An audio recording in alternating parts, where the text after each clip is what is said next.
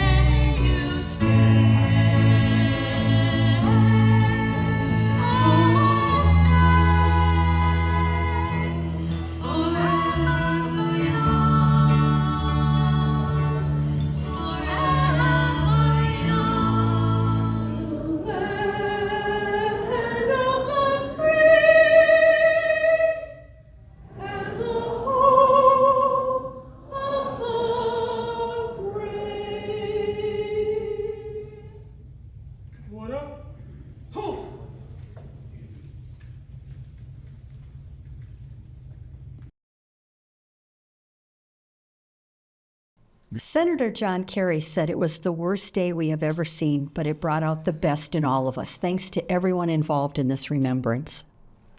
One of Sun City's shining facets is the creativity of our neighbors. Shining Brightly is a collaboration from 2 of our clubs in a most unique way. Georgia, you got this story. You could say that the recent Art in Bloom show was a bouquet of possibilities as artists and floral designers collaborated to create a theme. Let's hear from the organizers and participants about what makes this show so unique. Patty, this is the 3rd year for Art in Bloom, which is such a unique, creative collaboration between the All About Art Club, of which you are president, and the Avant-Gardeners. I'm not sure everyone in Sun City is familiar with the concept, so would you familiarize our viewers? Sure. So what this is a wonderful collaboration that was brought to us by one of our members who went and saw it in a museum and wondered if we could do this. So what this is we choose paintings to represent in floral arrangements. So it is so unique to have the beautiful art and to have the beautiful flowers being combined. It's amazing. It is a must-see. It really is a must-see.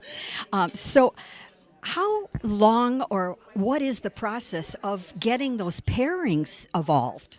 Well, it does take a little bit because what we do is we tell the artist to send us pictures of their paintings, and we tell them that we don't want something that has a lot of flowers because that would be a little redundant. So we have them make sure that it is something that could be interesting and have colors or a feeling, and there's a size requirement as well.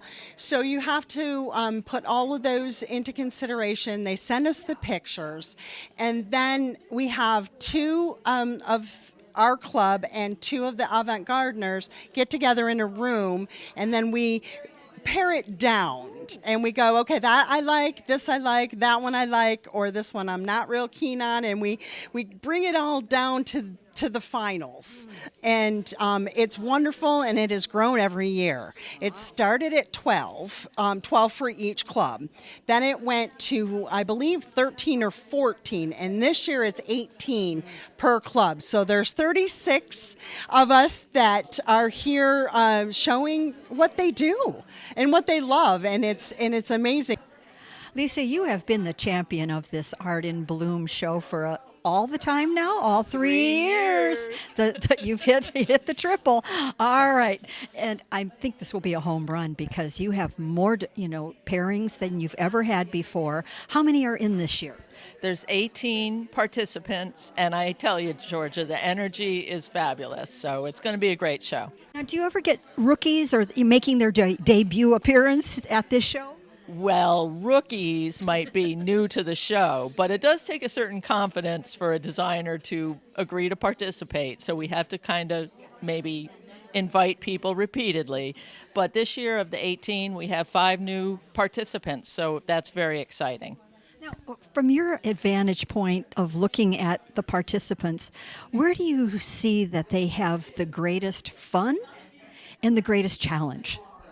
Well, they all speak about being very stressed because they have a long time to think about the design, which is a positive, but they rework it in their minds, or they think, oh, right, I have that perfect scarf, or, your ideas evolve. And so I think the joy comes from being here, seeing the other designers, and seeing the show really come together. This has become a popular event.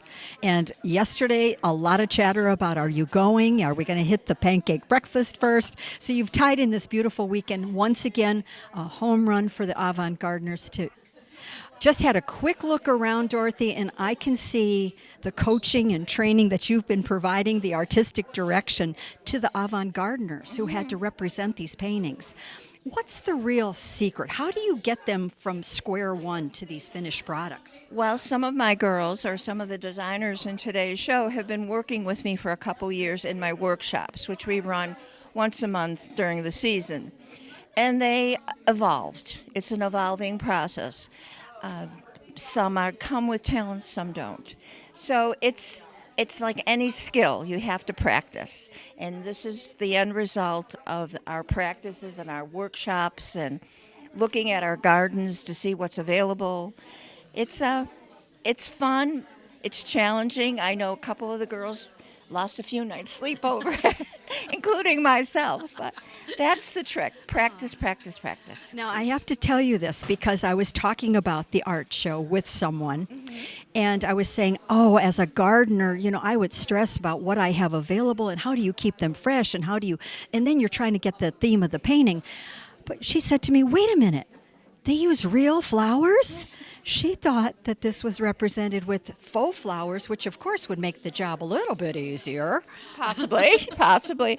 But what happens is when we start the process in June, the paintings are given to the designers, and they do peruse their gardens. They go to flower shops. They look around for the best material possible. They'll come to my garden or someone else's, or Carolyn, who has a huge garden. And it's an evolving process. There's no trick. It's just you work at it. Well, thank you for being the coach, the leader, the artistic director. We love you, Dorothy. I love doing it, and I hope I have the energy to do it again. You will. Thank you. Well, someday I'm gonna do this with you. Nan, is this your first venture in Art in Bloom? Yes, it is. So what prompted you this time? Well, I saw it last year, but I didn't enter because I think we were gone. I can't remember. So I just came to see it on the last day. And I moved here from Minneapolis years ago, and the art museum there had a fabulous Art in Bloom. So I was really inspired. You knew what you were getting into. Now, you, of course, are the artist in this pairing. So tell us about your painting.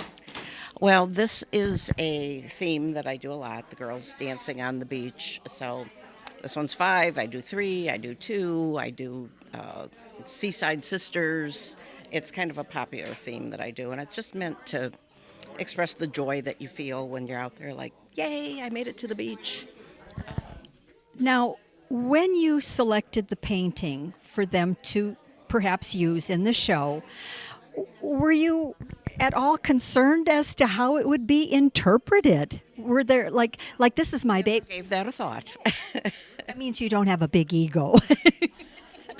Never gave that a thought. So it is amazing that Barbara came up with this to express my painting. Yeah, she's got your 5 ladies in there represented. It's a beautiful representation and so clever. And the flowers. I know. She really mimicked the colors. My favorite part are the legs. That are sticks from her own yard, she told me, and that each of their hair, I can't tell you what they are. I think one is moss. This is maybe you know what that is. No. Some kind of a flower. But I'm just blown away by what she did to express that. Now, I have to ask, and I would ask Barb the same question.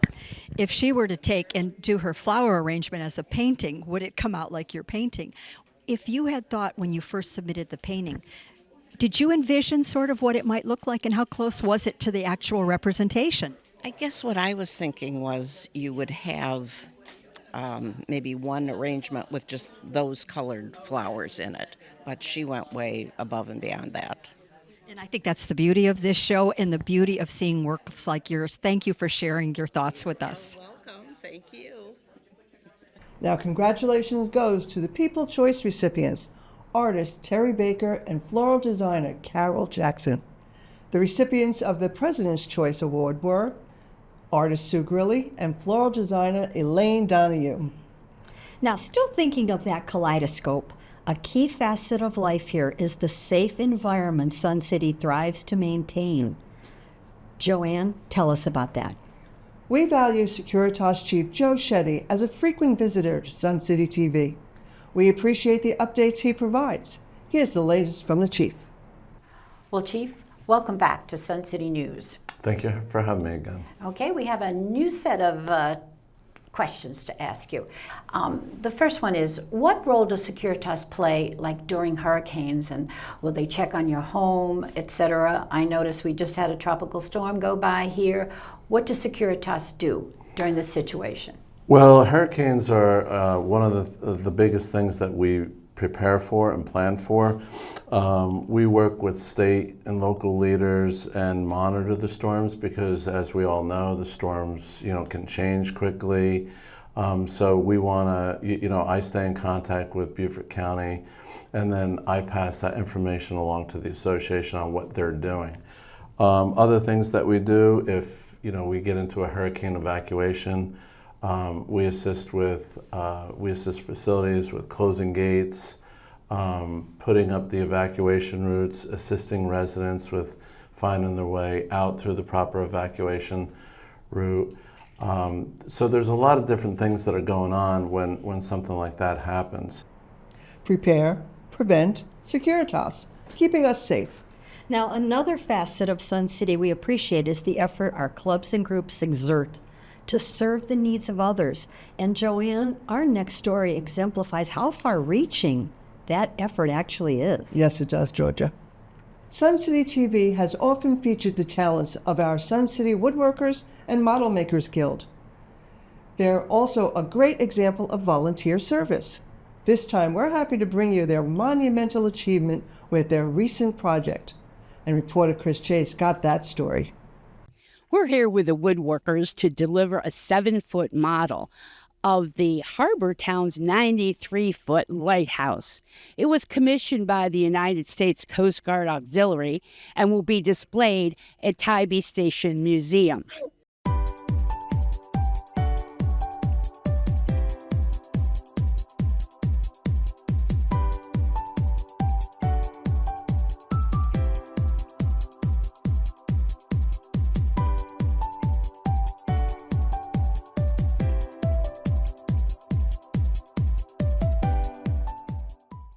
So Susan, it was the auxiliary that really wanted this. How did it all come about? Well, mainly, as you know, U.S. Coast Guard Station Tybee, this building was just built 6 months ago.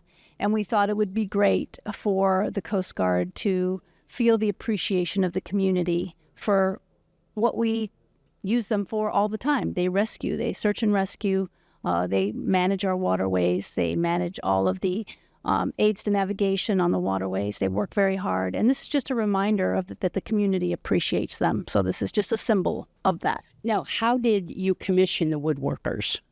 Well, that was actually my husband, Bob, who did that. So I don't know how he did it, but I guess through his knowledge of the carpentry, the guild, he thought that the best way to have something like this done was to use the guild. And it was actually in combination with Nadia at from the Harbortown Lighthouse, the actual store. And she helped us connect and get the idea. We're here with the builders of this beautiful lighthouse. And you are? Tom Kelly. Susan Zimmerman. Ken Kramer. Carl Franz. Now, exactly how long did it take to build this? This took several months. From the start of the concept of this whole thing until we finally are here was several months. Probably 6, would you say, in total? At least. And you each did something separately to build this? We all did something separately. In the case, a couple of times, because I didn't do one right the first time, so I had to redo it. But Susan primarily built the column here, which was one of the toughest things to do because of all of the router work that was required to make these joints fit together without having to use nails or screws or anything like that. Susie, you did a beautiful job. Well, you all did a wonderful job, and the results is fantastic, and I'm sure the Coast Guard appreciate it. And Ken did this. His design, his concept, his ideas. Carl was very involved with all of the cutting of all of these, the intricacy of this to make all of these angles work right was what Carl was doing on the router as well as the table saw. Lighthouses were built to serve, much like the dedicated Sun City Woodworkers and Modelmakers Guild. We are so proud of our neighbors involved in the Lighthouse Project. Next, we showcase an example of Sun City generosity with this sweet story. Georgia?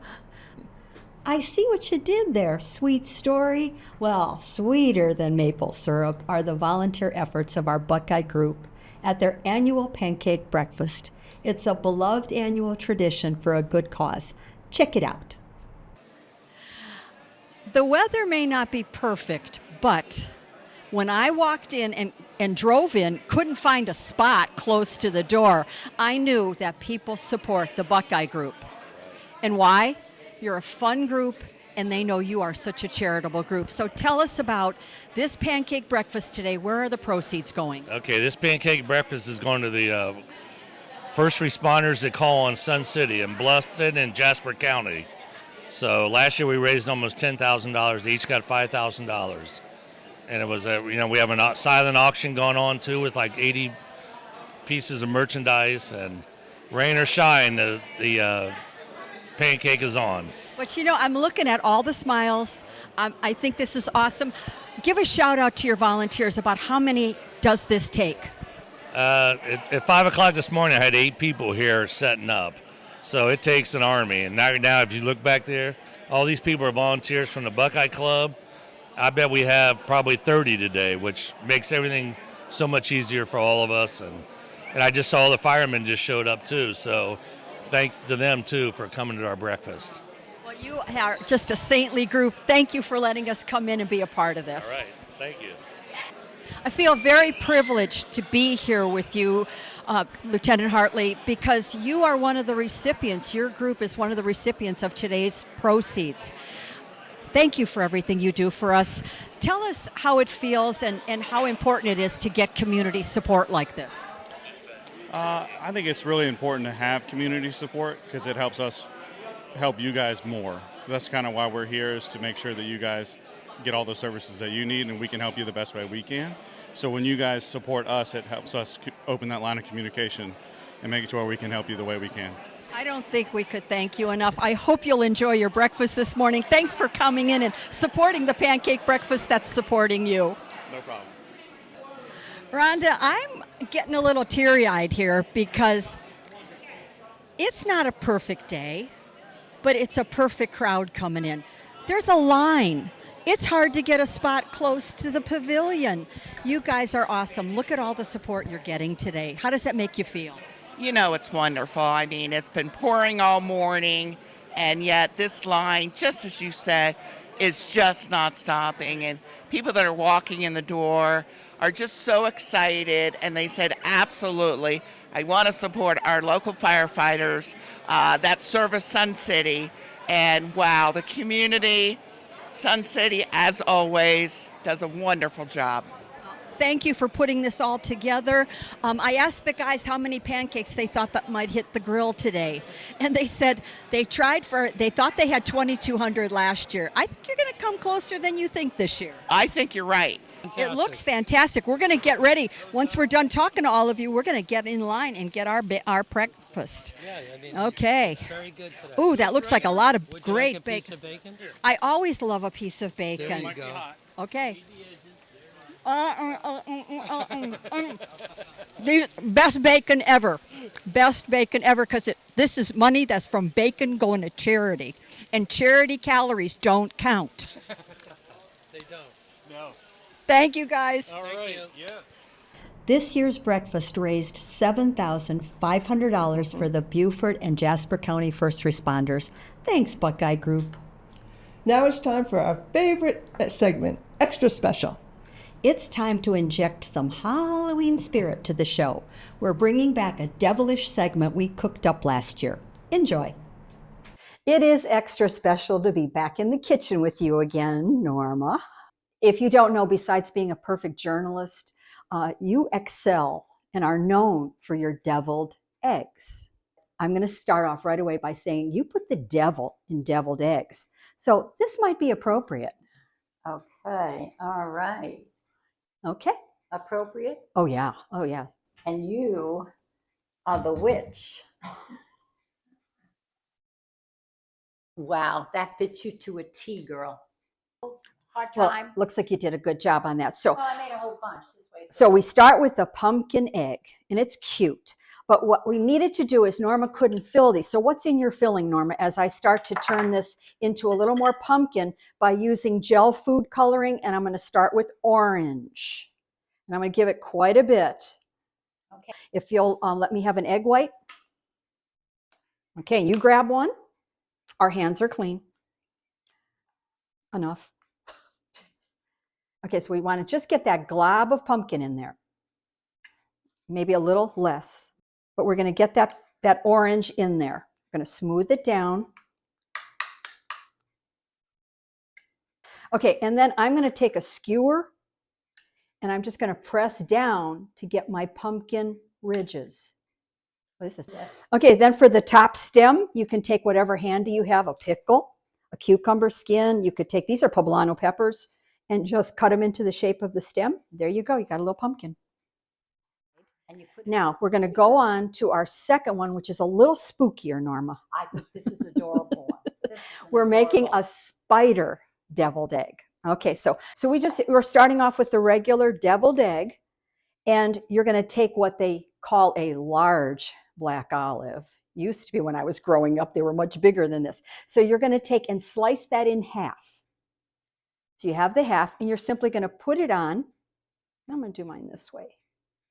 Just kind of poke it in to the filling. Okay.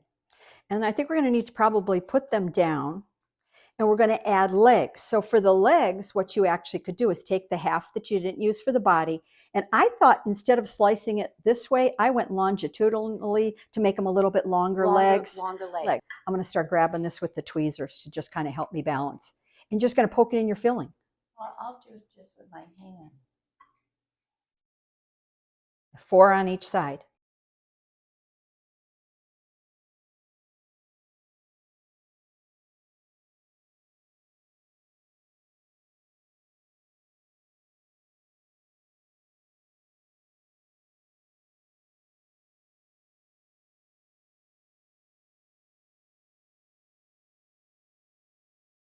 Oh, aren't Like, they cute? they They are cute. They are cute. What do They you are think? cute. Are they? So we have to have a finale here. These are our Bloody Mary eye eggs. Okay, and so you start off at the very initial stages of a deviled egg with the hard cooked egg. All right, and what you're going to do is you're going to try to create a veiny effect. You want a little vein coming through there with different tones. So I decided to do red, and you need to use a lot of food coloring. What you're going to do is you're going to take your spoon, and you have the hard cooked egg, and you're just going to start cracking it. So you're just going to do that. After you've got that done, you put them into a bowl, submerge them in water, you add your food coloring, and saturate it. Really saturate that food coloring. I used red with a couple drops of blue, just to give it like a purple dimension. There's 2 drops, but I mean, we're talking a big bowl of water. Okay, so what you end up with is an egg that looks like this. You're going to cut it in half like you normally do for your deviled egg. So you're going to take your half, and that's what the top looks like with the little ring of red. And I made filling, and I made mine pretty simple because it's coming through a pastry bag. So this is a neon green food coloring in here that I used. And you're just going to squeeze that in there so it just becomes this big goopy eye. Okay, so now we're going to add the cornea and the iris, or the iris and the pupil. All right, so we're going to take, and I just cut little circles out of a slice of Swiss cheese, and then a little circle out of pepperoni. That's the center of my little eye. Oh, geez. So we're using writing gel, and that's going to be your glue. That's going to hold on the pupil. So what we're going to do now is we're calling them Bloody Marys, right? I have a little bit of the Bloody Mary in this shot glass. These are culinary pipettes. So they're little tubes. They make them in different shapes. They're cheap. You get them in like a little. So what you then do is you take whatever liquid you're using. For example, in this case, the Bloody Mary. You put the stem down in. You squeeze. You let go. The liquid begins to come up into the top, unless you squeeze too hard. Okay, see, and you get your liquid in there, and it stays like that. It's not going to drip. Okay, so then what you do is when you're serving something like this, you put the pipette in there. Yeah. And what you tell them is you have the option. You can squeeze this over for some flavoring. Maybe after you took a bite, a little more, or Just, a little shot for your guests. So you've got 3 ways to make spooktacular eggs. Here's to a spooktacular Halloween. Happy Halloween, everybody. Enjoy your eggs.